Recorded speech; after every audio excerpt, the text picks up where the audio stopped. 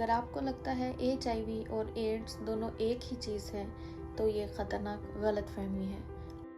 HIV का मतलब human immunodeficiency virus है। ये एक छोटा सा वायरस है, यानी कि एक छोटा सा जरासीम है जो आपके जिस्म में खून के अंदर दाखिल होकर आपके क़ुव्वत मुदाफ़ित को कमज़ोर बनाता है, जिस वजह से कई दूसरी बीमारियां आसानी से लग सकती हैं। 2026 का अपडेटेड डाटा सुनिए। वर्ल्ड वाइड बात करेंगे। WHO के अकॉर्डिंग 2024 में 1.3 मिलियन यानी कि 13 लाख HIV के नए केसेस सामने आए।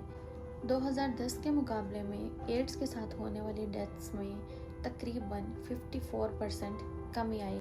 और अब हम बात करेंगे पाकिस्तान की।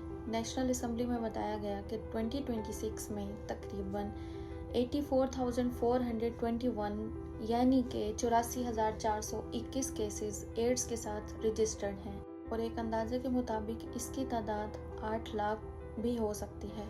और अगर सिर्फ इस्लामाबाद की बात की जाए तो डॉन अखबार 25 अप्रैल 2026 के मुताबिक तो जनवरी 2025 से अप्रैल 2026 तक यानी कि 1 साल 4 महीनों में इस्लामाबाद में 618 नए केसेस सामने आए हैं। और अब हम दो बड़ी गलतफहमियां दूर करेंगे।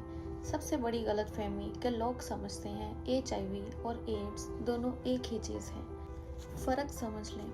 HIV एक वायरस का नाम है जिसके जिस्म में होता है। जिस इंसान के जिस्म में यह है वो हेल्दी लग सकता है, सेहतमंद लग सकता है, कामकाज कर सकता है और 10 से 15 साल तक उसे कोई अलामत जाहिर नहीं होती।